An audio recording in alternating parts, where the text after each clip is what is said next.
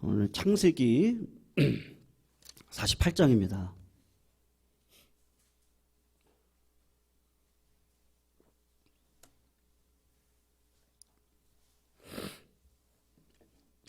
창세기 48장 12절에서 20절이고요. 야곱의 임종을 앞두고 노년의 끝자락에서 손자들에게 축복과 축도를 하는 장면이 담겨져 있는데요. 그 내용의 말씀을 우리 같이 한번 교독으로 읽고 마지막 20절 함께 읽도록 하겠습니다. 창세기 48장 12절 제가 먼저 읽습니다. 요셉이 아버지의 무릎 사이에서 두 아들을 물러가게 하고 땅에 엎드려 절하고 오른손으로는 에브라임을 이스라엘의 왼손을 향하게 하고 왼손으로는 므낫세를 이스라엘의 오른손을 향하게 하여 이끌어 그에게 가까이 나아가매 이스라엘이 오른손을 펴서 차남 에브라임의 머리에 얹고 왼손을 펴서 므낫세의 머리에 얹으니 므낫세는 장자라도 팔을 엇바꾸어 얹었더라. 그가 요셉을 위하여 축복하여 이르되 조부 나의 출생으로부터 지금까지 기르신 나를 모든 환난에서 건지신 여호와의 사자께서 이 아이들에게 복을 주시오며 이들로 내 이름과 내 조상 아브라함과 이삭의 이름으로 칭하게 하시오며 이들이 세상에서 번식되게 하시기를 원하나이다. 그 아버지가 오른손을 에브라임의 머리에 얹은 것을 보고 기뻐하지 아니하여 아버지의 손을 들어 에브라임의 머리에서 므낫세의 머리로 옮기고자 하여 그의 아버지에게 이르되 아버지여 그리 마옵소서 이는 장자이니 오른손을 그의 머리에 얹으소서 하였으나 그의 아버지가 허락하지 아니하며 이르되 나도 안다 내 아들아 나도 안다 그도 한 족속이 되며 그도 크게 되려니와 그의 아우가 그보다 큰 자가 되겠고 그의 자손이 여러 민족을 이루리라 하고 같이 있습니다. 그날에 그들에게 축복하여 이르되 이스라엘이 너로 말미암아 축복하기를 하나님이 내게 에브라임 같고 므낫세 같게 하시리라 하며 에브라임을 므낫세보다 앞세웠더라. 아멘. 오늘 야곱의 노년의 끝자락에서 자기 손자들을 향해서 이렇게 축복을 하고 있는 장면입니다. 여러분 야곱이라고 하는 사람을 정말 많은 설교를 들으셨을 거고 또 이분을 보면서 우리가 위로를 받기도 합니다. 참 야곱은 이렇게 생각을 해보면 특별한 매력을 지닌 사람이구나라는 것을 늘 저는 생각을 하는데요. 이 야곱이라고 하는 분은 분명히 그 아브라함의 손자입니다. 그리고 아브라함의 노년에 야곱은 분명히 신앙적인 교육을 받았던 자입니다. 그러니까 아브라함을 봤던 자죠. 그리고 아버지가 이삭이고 또 야곱은 약속을 받은 자일 뿐만 아니라 족장입니다. 근데 그의 인생을 이렇게 보면은 그가 진짜 하나님을 믿는 사람이 맞나? 라는 생각을 할 때가 더 많습니다. 믿는 것 같아요. 그리고 뼈대가 좋아요. 가족의 뼈대가 좋고 믿음의 뼈대가 좋고 족장이라고 하는 타이틀을 가지고 있는데 그분의 삶을 보면 믿음의 증거가 별로 이렇게 드러나지를 않습니다. 성령과 기질이라고 하는 책이 있거든요. 근데 그 책의 이제 핵심은 이건데 기질은 안 바뀐다는 거예요. 그러니까 성령이 그 기질을 쓰시지 기질은 바뀌지 않는다. 이 야곱의 기질은 움켜쥐는 겁니다. 남한테 속는다? 그런 건 그분에게 절대 없어요. 내가 속이지 속임을 당한다. 그렇지 않습니다. 이 잔머리를 많이 굴리는 그런 분이다라고 할 수 있습니다. 4명의 부인을 얻었는데 그 틈에서 갈등을 하고 있는 야곱의 모습도 보입니다. 많은 자식 중에 자기가 사랑했던 여인 라헬이 있는데 그 라헬이 낳았던 첫째 아들 요셉을 지극히도 유별나게 편애를 합니다. 자식을 유별나게 편애하는 아버지의 모습은 사실은 자식들이 볼 때는 미숙한 아버지의 모습 아니겠습니까? 그 미숙한 아버지와 서로 갈등하는 부인들 사이에서 자란 자식들이 화목할 수 있을까? 그러면 이제 그렇지도 않습니다. 그래서 야곱의 인생을 제가 지금 말씀을 드리는 건데요. 장자 루벤이 아버지의 첩이었던 비라를 범합니다. 그리고 차자죠. 시므온, 그리고 셋째 레위, 세겜 사람들을 다 살육을 해서 살인자가 됩니다. 내 자식이 살인을 한 겁니다. 그리고 나머지 아들들이 그 살육을 행할 때 동참을 해서 노략질을 합니다. 대학살극과 노략질을 하는 자식들을 내 눈으로 보는 거죠. 노년의 야곱을 보아도 도무지 경건한 어른의 모습을 보기가 쉽지 않습니다. 요셉이 애굽의 총리가 되어지고 하나님이 기근을 주셔서 야곱이 할 수 없이 아들 몇 명을 보내서 쌀을 구해오라고 하는데 요셉이 그 형들이 나를 팔았던 자잖아요. 그래서 형들을 고분고분 보내주는 것이 아니라 시므온을 포로로 잡아 너희들이 스파이 아니냐라고 하는 계략을 써서 그들의 죄를 폭로시키고 회개하는 자리에 이르도록 베냐민 자기 친동생을 데리고 오라고 합니다. 그리고서는 아버지에게 내려가죠. 야곱에게 내려가서 아버지 여차 해서 베냐민을 데리고 저희가 가야 시므온도 살리고 이 기근에서 음식을 얻어 생명을 지속할 수 있습니다. 그렇게 이야기를 하거든요. 그때 야곱이 가지고 있었던 마음을 보여주는데 가장 편애했던 요셉을 잃어버렸습니다. 그리고 야곱의 마음속에는 하나님을 대신해서 누가 자리를 잡고 있느냐 하면 베냐민이 자리 잡고 있는 거죠. 이제 마지막 내가 사랑했던 라헬의 마지막 아들 베냐민입니다.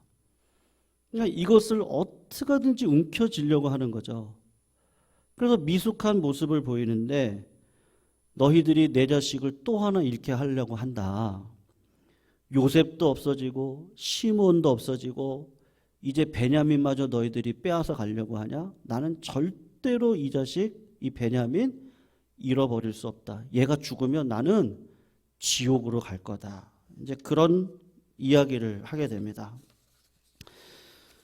성도님들, 인생의 처음부터 끝자락까지 계속해서 하나님이 보실 때는 미숙한 모습으로 살아가고 있어요. 이런 사람을 다루시는 하나님의 방법이 무엇이죠? 하나님께서 내 자식인데 내 자식이 여전히 미숙합니다. 그러면 내가 아무리 너를 훈계를 하고 징계를 하고 그래도 네가 내 말을 듣지 않으니까 이제 네 맘대로 살아라. 그렇게 할 부모가 있나요? 하나님은 야곱을 불렀기 때문에 태에서부터 불렀기 때문에 그를 절대로 포기할 수 없습니다. 그래서 하나님이 쓰시는 방법이 뭐죠? 여러분 징계의 방법을 종종 사용을 하시고 자기의 자녀들을 훈육을 합니다. 야곱은 기질이 움키는 자예요. 내 거가 돼야 돼요. 욕심이 많아요. 장자권도 형이 먹는 거 좋아하니까 팥죽을 팔아가지고 장자권을 빼앗아요. 그리고 아버지 이삭의 노년에 눈이 멀어서 보이지 않으니까 아버지 축복으로 도장 찍어야 되잖아요. 장자권을. 그러니까 형의 옷을 입고 털을 붙이고 그리고 눈먼 아버지에게 가서 속여가지고 결국은 형의 장자권의 축복을 받아냅니다.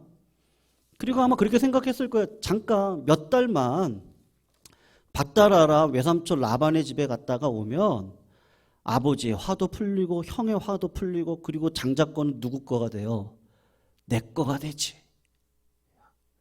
절대로 질 수 없어요. 욕심, 장자권을 어떻게든지 가지려고.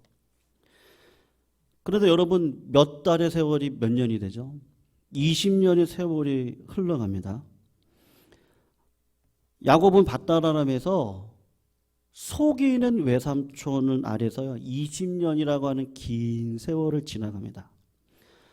아버지와 형을 속인 것에 대한 하나님의 징계죠. 속이는 자 야곱이 20년 내내 누구한테 속아요? 외삼촌 라반한테 계속해서 속아요. 그리고 움켜쥐고 싶었던 라헬, 가장 사랑했던 라헬, 하나님이 징계를 내리세요. 자꾸 움켜쥐려고 하니까 라헬도 데리고 가세요. 라헬의 첫째 아들 요셉, 지극히 편애했던 내 아들, 하나님이 요셉도 데리고 가세요. 20년 만에 형 에서랑 화해를 하고 이제 아버지 잘 모시고 거부잖아요. 이제 좀 평안히 살아봐야지. 그런데 그때 아버지 이삭도 하나님이 데리고 가세요. 하나님께서 계속 징계를 통해서 야곱의 기질을 훈련시켜 가시는데 나중에 누구까지 빼앗으려고 하죠? 베냐민까지 뺏으려고 하는 거예요. 시므온도 데리고 가. 베냐민까지 뺏으려고 하는데 아니 이때 130의 나이가 돼서야 그때 야곱이 뭘 깨달았는지 깨달아서 평생을 움켜쥐었던 그 손을 그때 가서 손을 이렇게 피기 시작을 하는데 뭐라고 이야기를 하냐면 자식들에게 이렇게 얘기를 하는 거죠.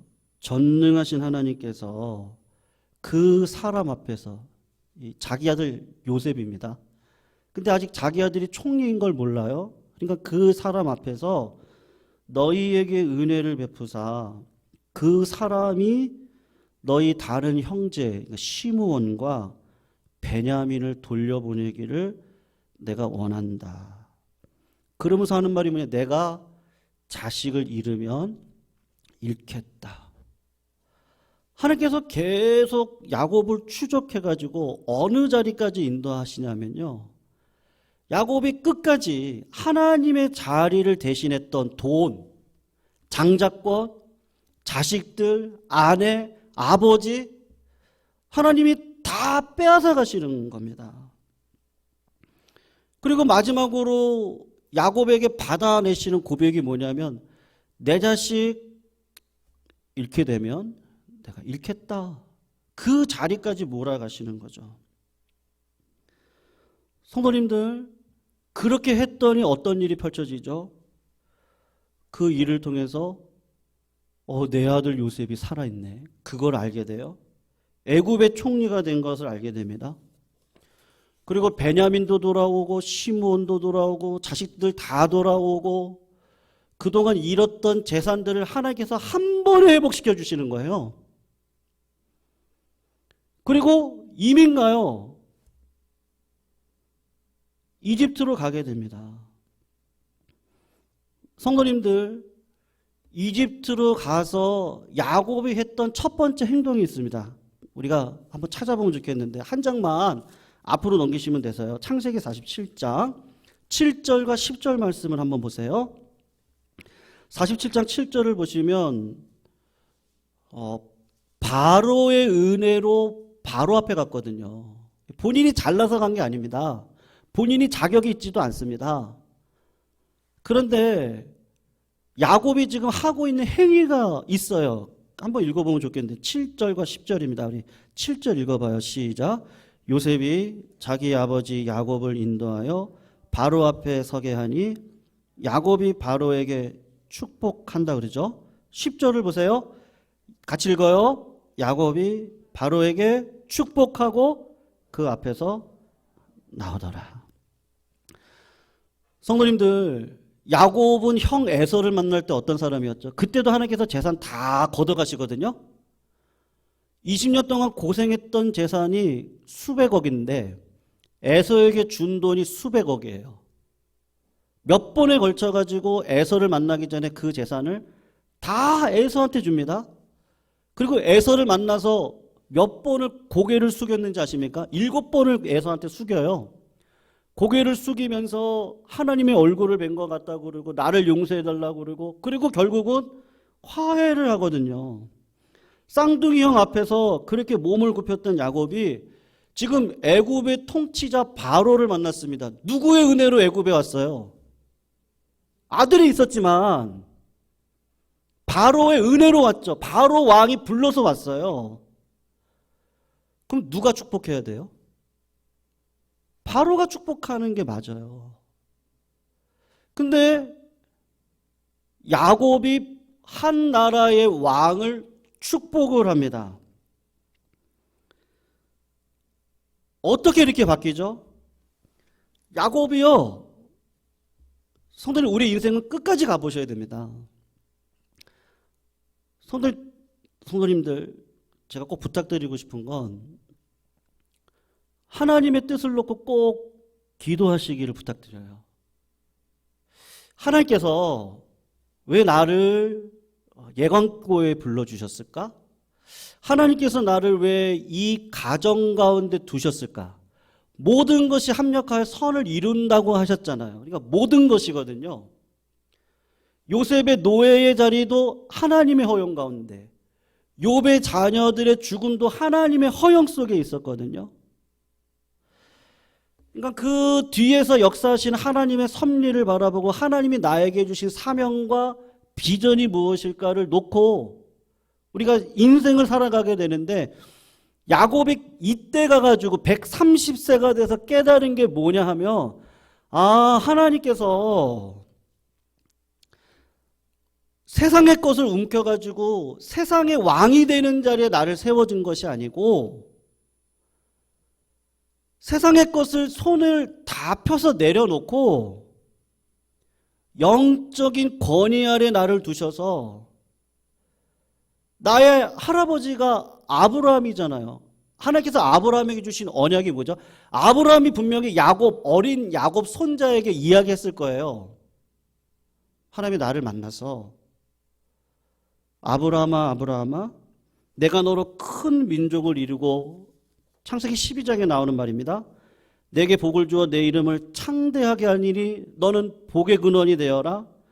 너를 축복하는 자에게는 내가 축복을 하고 너를 저주하는 자에게는 내가 저주를 하리니 땅의 모든 족속이 너로 말미암아 복을 받을 것이다. 총리 요셉의 아버지인 야곱에게 바로가 네 나이가 얼마냐? 야곱이 뭐라고 대답하냐면요, 47장 9절을 한번 보시면 야곱이 바로에게 아뢰되 내 나그네 길의 세월이 130년입니다. 내 나이가 얼마 못되니 우리 조상 나그네 길의 연조에 미치지도 못하나 험악한 세월을 보냈습니다. 130년의 인생을 보냈는데 자기 인생이 뭐라는 거예요? 나그네 여정이래요. 나그네는 어떤 자죠? 움켜쥐는 자가 아니고 인생길에서 만난 사람들에게 베풀고 축복하는 것들이 남는 거라는 것을 야곱이 몇 세에 깨달습니까? 130세가 돼서야 비로소 깨달습니다. 그리고 그 사명을 알고, 내 사명이 하나님의 그 영권에 대한 축복을 흘려보내는 사명이었구나. 그렇지, 우리 할아버지가 얘기하셨었지. 할아버지를 불러서 복의 근원 삼는다 그랬고, 내가 너를 축복하는 자에게는 축복을 하고 저주하는 자에게는 저주하겠다고 하시면서 너로 인해서 세상이 복을 받게 하시겠다고 하는데, 그 하나님을 증거하는 자리에 나를 세우신 것이고 130세가 돼서 그것을 알게 하신 야곱이 했던 일이 뭐냐면 바로에게 축복을 하는 것이 성취가 되어지는 것이죠. 성도님들, 야곱의 믿음의 행위가 가장 큰 게 뭐죠? 한번 생각을 해보세요. 야곱의 인생 가운데 이건 믿음의 큰 역사가 있었다 하는 것들이 몇 가지가 있습니다. 베델에서 돌베개를 자고 잘 때 하나님께서 천사를 오르락 내리락 하면서 하나님을 보게 하신 사건도 있었고요. 밧단아람에서 고향으로 돌아갈 때에 야복 나루터에서 하나님이 내려오셔서 그와 씨름을 하고 그의 이름이 바꿨던 사건도 있을 것이고요. 요셉을 만났던 사건도 있었을 것입니다. 근데 하나님께서는 히브리서 11장을 보면 야곱의 믿음의 특징을 딱 한 가지만 적어놨는데 그게 뭐냐면 히브리서 11장 21절에 이렇게 합니다. 믿음으로 야곱은 죽을 때에 요셉의 각 아들에게 축복하고 그 지팡이 머리에 의지하여 경배했다. 야곱의 믿음의 최고봉은요, 이 모든 하나님의 섭리를 깨닫고 내 손자 장자 므낫세와 에브라임에게 축복을 하는 사건에서 믿음의 가장 큰 열매가 있었다는 것을 기록을 하고 있습니다. 오늘 우리가 읽었던 48장 15절 16절을 함께 보시겠어요? 15절 16절 말씀을 한번 보세요. 우리 같이 한번 읽어보겠습니다. 한번 읽어봅니다. 시작. 그가 요셉을 위하여 축복하여 이르되 내 조부 아브람과 아버지 이삭이 섬기던 하나님, 나의 출생으로부터 지금까지 나를 기르신 하나님, 나를 모든 환난에서 건지신 여호와의 사자께서 이 아이들에게 복을 주시오며 이들로 내 이름과 내 조상 아브람과 이삭의 이름으로 칭하게 하시오며 이들이 세상에서 번식되게 하시기를 원하나이다. 성도님들, 야곱의 최초의 고백입니다. 하나님에 대한 최고의 고백입니다. 뭐라고 이야기를 하시죠? 나의 출생으로부터 지금까지 나를 기르신 하나님. 야곱이 자기 어머니 뱃속에서부터 하나님의 놀라운 은혜를 받은 자였고 평생 하나님이 그를 떠난 적이 없었어요. 그분의 약속을 성취하고 이루신 하나님을 지금 깨닫고 고백을 하는데 나를 모든 환난에서 건지신 여호와의 사자, 야복 나루터에서 나와 씨름하신 하나님, 내 이름을 바꿔주신 하나님, 도망가는 발걸음 가운데 하나님께서 스스로 하나님을 보여주셔서 돌베개를 베고자 하는데 하나님의 영광을 보여주시고 20년의 환난을 견디도록 이끌어 가시는 하나님, 한 번도 자기를 안 건져주신 적이 없었던 그 하나님, 그 하나님을 오늘도 지금 고백을 하고 있습니다. 그런데 이제 야곱이 나이가 들어서 병이 들어 침상에 앉을 기력조차 없을 때 눈은 나이 때문에 어두워 보이지 않는데 아들 요셉이 와가지고 장자 므낫세, 차자 에브라임을 아버지 돌아가시기 전에 축복해 주시고 돌아가시라고. 그럼 여러분, 장자는 어느 손으로 축복을 해야 됩니까? 오른손이요. 차자는요? 왼손으로요. 오른손에 므낫세를 요셉이 갖다 놓고 왼손에 에브라임을 갖다 놨는데 모든 하나님의 섭리를 알고 있는 요셉이 마지막 믿음의 최고의 고백을 어떻게 하죠? 손을 엇갈려서 오른손이 차자 에브라임에게 가고요, 왼손이 장자 므낫세에게 가서 축복을 할 때 당황하는 요셉이 말리죠. 왜냐하면 장자가 므낫세니까요.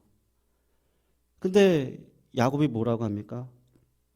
나도 안다 내 아들아, 나도 안다. 그도 한 족속이 되고 그도 크게 되려니와 그의 아우가 그보다 큰 자가 되고 그의 자손이 여러 민족을 이루릴 것이다. 여러분, 야곱이 130년 동안 어떤 자였습니까? 형의 축복을 가로채려고 형과 아버지를 속인 사람입니다. 늘 자기 평생에 자기 뜻과 주정을 반드시 이루었던 자입니다.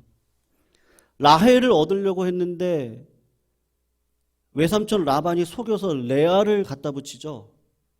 그랬더니 또 7년을 어떻게 하든지 끝까지 수고해가지고 라헬을 얻어냈던 사람입니다. 그런 자기 주장과 뜻으로 모든 것들을 성취하고 움켜쥐고 살았던 야곱이 이제 임종을 앞두고 어떤 마음을 품고 있느냐면 하나님의 뜻을 헤아립니다.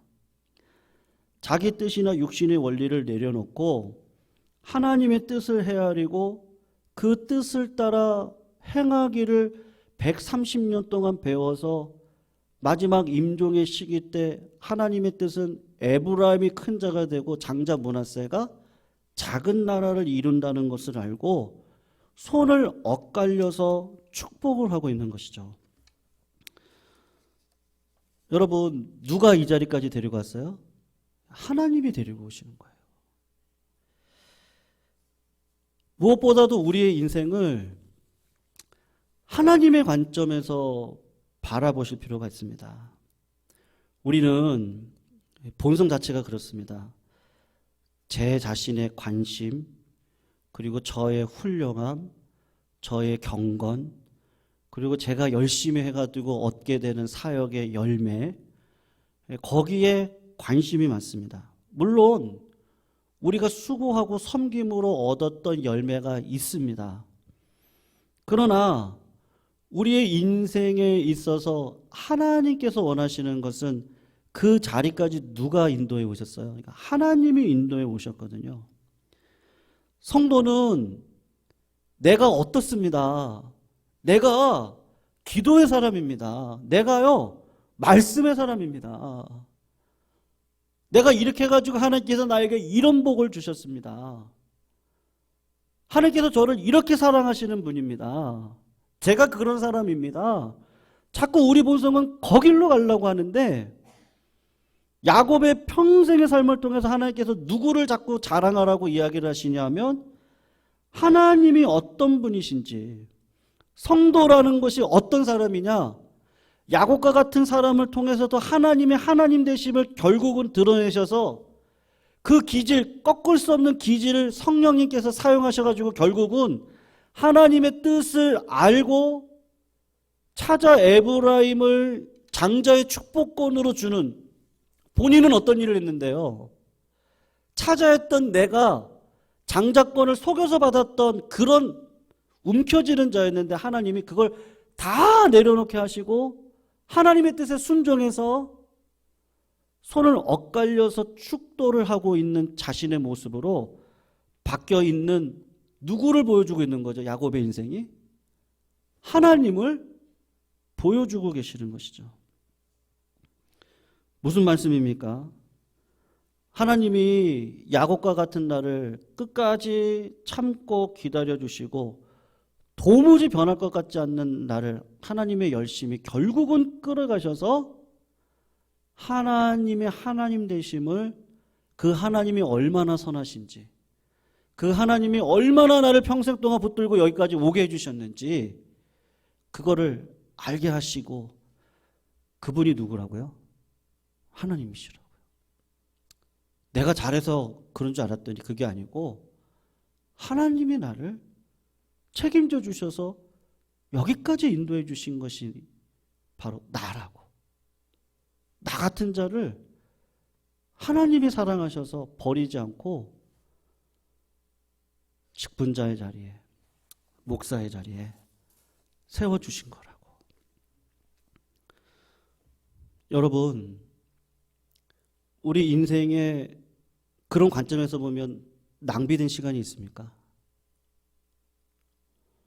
우리의 방황조차도, 우리의 어리석임조차도 하나님 그것을 다 사용하셔서 하나님의 뜻을 이루는 자리에 우리를 세워가시는 거죠. 어떤 사람은요, 일찍 깨닫고 배웁니다.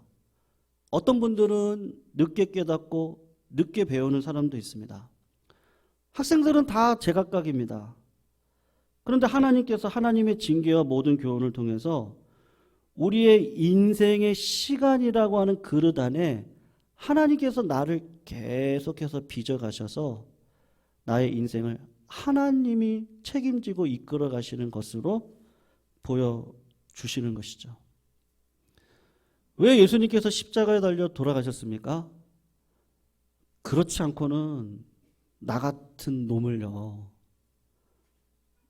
이 자리에 세워서 주의 거룩한 말씀을 증거하는 자리에 세울 수 없기 때문에, 그 오래 참으심이 자기 아들 예수님을 십자가에 달려 돌아가시는 그 자리에까지 두셔서 나를 이끌어 가시도록 하나님은 오늘도 놀라운 섭리 가운데 보여주고 계시는 거 아니겠습니까?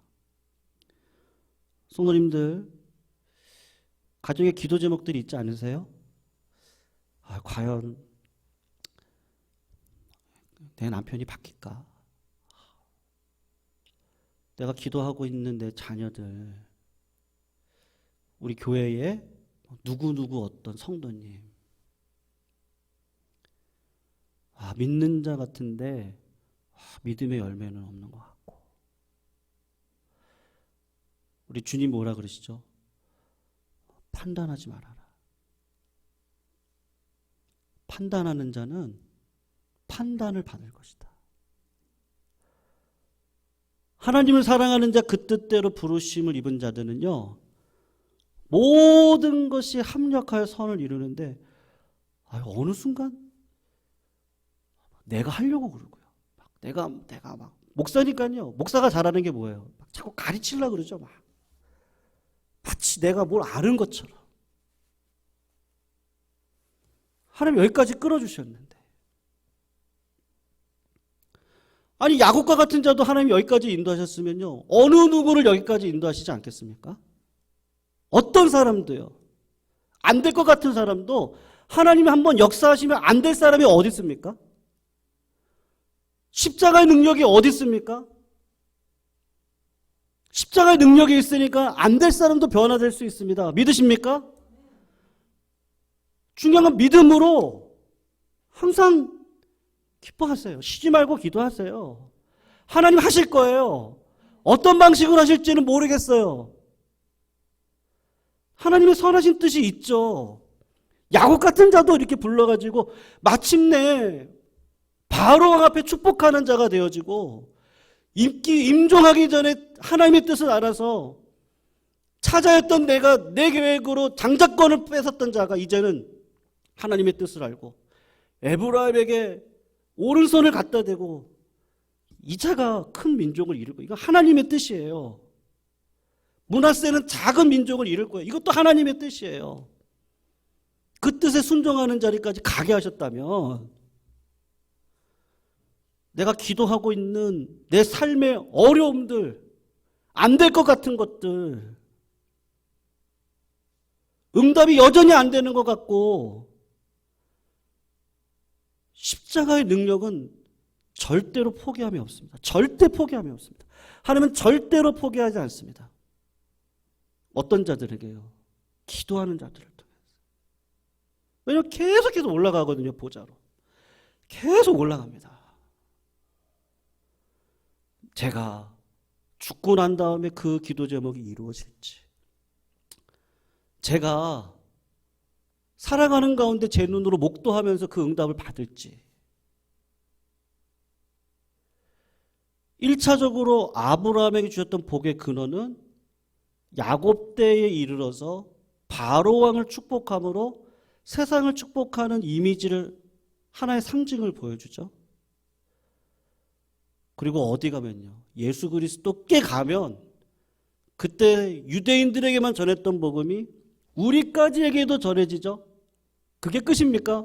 아니요. 우리를 통해서 우리 주님 오시는까지 우리가 기도하고 간구하는 가운데 도저히 변할 것 같지 않은 내가죠.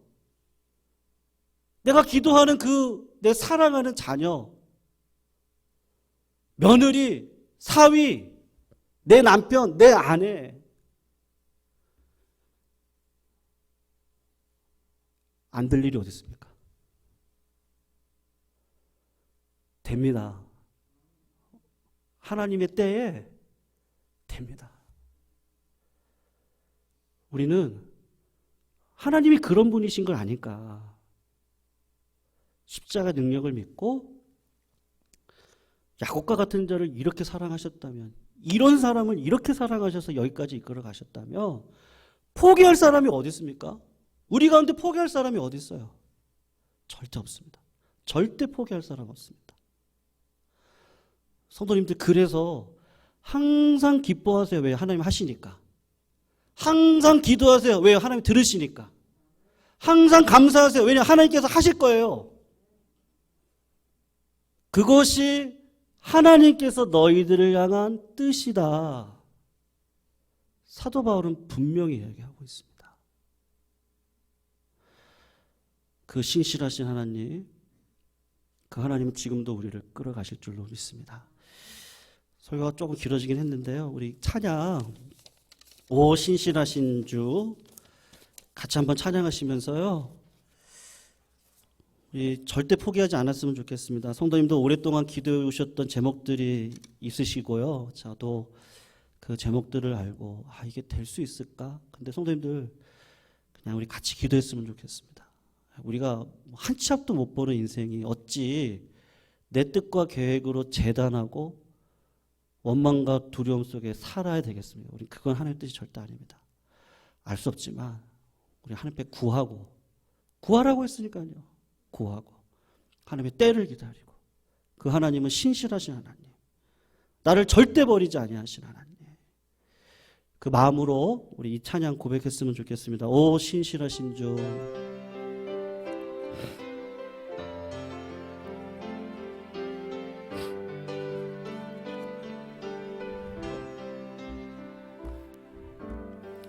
하나님 한 번도 나를 실망시킨 적 없으시고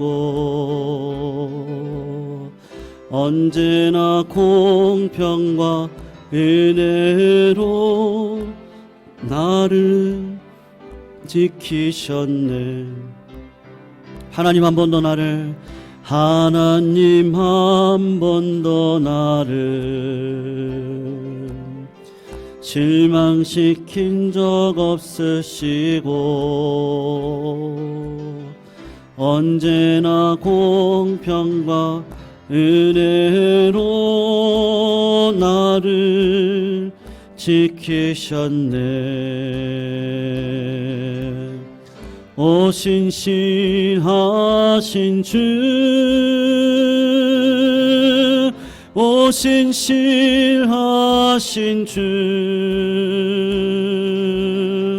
내 너를 떠나지도 않으리라,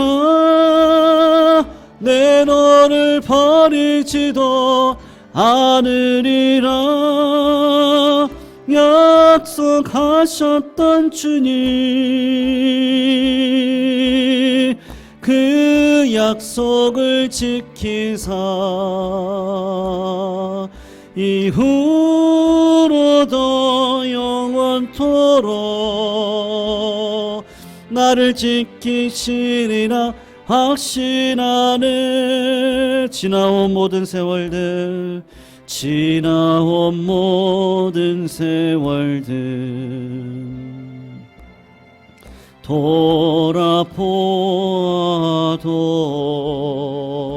돌아보아도 그 어느 것 하나 주의 손길 안 미친 것 전혀 없네.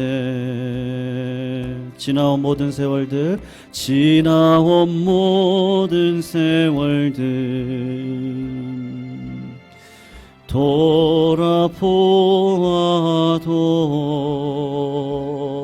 돌아보아도 그 어느 것 하나 주의 손길 안 미친 것 전혀 없네. 오 신실하신 주, 오 신실하신 주,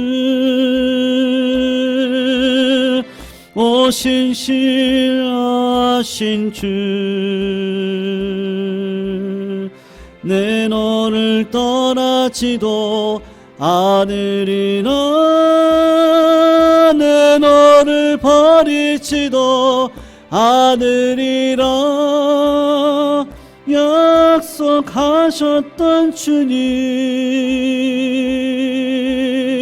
그 약속을 지키사 이후로도 영원토록 나를 지키시리라 확신하네. 오 신실하신 주, 오 신실하신 주, 오 신실하신 주, 내 너를 버리지도 않으리라, 내 너를 버리지도 않으리라. 약속하셨던 주님 그 약속을 지키사 이후로도 영원토록 나를 지키시리라 확신하네. 이후로도 영원토록, 이후로도 영원토록 나를 지키시리라 확신하네. 이후로도 영원토록, 이후로도 영원토록 나를 지키시리라 확신하네. 우리 주님은요 비판받지 않냐 이러거든 비판하지 말고 하나님 앞에 감히 맹세하지 말아라. 어떻게 내 뜻을 하나님 앞에 설득해서 자기 뜻을 이뤄가려고 하느냐. 내 뜻으로 내 계획과 내 판단으로 어떻게 모든 상황을 판단할 수 있겠습니까? 절대 그럴 수 없습니다. 분명한 사실은 하나님은 기도하는 백성을 통해서 주의 역사를 이루십니다. 내가 소원을 두고 행하신 하나님이신데요, 내 소원이 없는데 어떻게 하나님이 일하실 수 있겠습니까? 그래서 오늘 성도님들, 우리가 오랜 생활 기도해 왔던 것들, 저는 우리 교회가 가족 복음의 역사가 통해서 그냥 제 마음은 그렇습니다. 그냥 가족이 같이 예배를 드리고 변화되어지는 과정들을 보고 하는 것들을 통해서 하나님의 사람들로 거듭되어지는데, 이것도 하나님의 생각과 내 생각은 또 달라서요. 그럼 하나님의 때는 분명히 있는데 우리가 기도는 놓치지 말아야 될 것 같습니다. 하나님 하실 줄로 믿습니다. 하나님 하실 것이고요. 하나님 내 마음 가운데 소원 두셨으면 그거는 반드시 이루실 겁니다. 우리가 기도 놓치지 않고 걸어가면 하나님은 그것을 반드시 이뤄가실 것인데, 우리 성도님들 오랫동안 하나님 앞에 기도했던 제목들 야곱도 이렇게 바꿔주셨다면, 야곱과 같은 나도, 야곱과 같은 내가 기도하는 그 제목들 다 하나님의 뜻 가운데 결국에는 하나님의 뜻을 이루어 주 앞에 오게 하는, 그래서 하나님의 뜻을 이뤄가는 그런 자들로 가족 구원의 역사도 일어나게 해주시고, 십자가의 능력이 결코 헛된 것이 아니라는 것을 알아갈 수 있는 내 삶의 그런 능력으로 하나님께서 인도해 주십시오. 사업의 문, 우리 가정의 구원의 문제, 우리 교회에서도 생명을 낳는 문제까지도 하나님께서 다 책임져 주시고, 우리 청년들의 진로의 문제, 결혼의 문제까지도 오늘 구체적으로 간절히 기도하실 때 하나님께서는요 하나님의 방식대로 이뤄가실 줄로 믿습니다. 기도 놓치지 말고 끝까지 포기하지 않고 기도할 때 하나님 응답해 주실 줄로 믿습니다. 오늘 딱 이 한 가지요, 성도님들 오늘 소원 가지고 오셨던 것 제단에 올려놓으시고, 이 제단에서 하나님 받으시면 받으신 그 제목을 하나님의 뜻 가운데서 이루어 주실 거 확실합니다. 오늘도 그 믿음 갖고 회개의 마음과 깨끗한 마음과 정직한 영으로 성령 하나님을 따라 간절히 구할 때 주신 그 소원과 사명과 비전, 그것 가지고 축복하는 인생 살아가셨으면 좋겠습니다. 우리 이 시간 같이 한번 주여 한번 외치시고요, 오늘 고난 주간의 금요 기도에 예수 그리스도의 십자가의 능력은 주 안에 있을 때 모든 것이 가능할 줄로 믿습니다. 주 뜻을 오늘도 이뤄가시는 그 능력이 내 삶 가운데 기도 속에 드러나게 해주셔서 우리 주 그리스도가 십자가의 사랑을 지기 위하여 기도하고 결국은 하나님의 뜻을 기쁨으로 졌듯이 오늘 우리들의 심령 가운데 기도하는 가운데 하나님 마음 알게 하셔서 그 마음이 내 기도의 지경이 넓어지고 하나님의 뜻을 이 땅 가운데 이룰 수 있는 놀라운 역사가 일어날 수 있도록 오늘 기도 가운데 능력을 허락하여 달라고 우리 시간 다 같이 주여 한번 외치시고 통성으로 하나님 앞에 나의 모든 것들을 토설하고 소원하며 간구하며 나아가는 시간 갖도록 하겠습니다. 주여 한번 외치시겠습니다. 주여. 하나님 감사합니다. 우리 마음 가운데 소원을 두고 행하시는 하나님, 하나님 우리 성도님들 평생을 놓고 기도하는 수많은 기도의 제목들이 있습니다. 아버지 하나님 앞에 간구하며 믿음으로 하나님 나의 앞길을 놓고 자충우돌하면서 걸어가고 있습니다. 이 모든 것까지도 하나님의 놀라운 섭리 가운데 있는 줄로 압니다.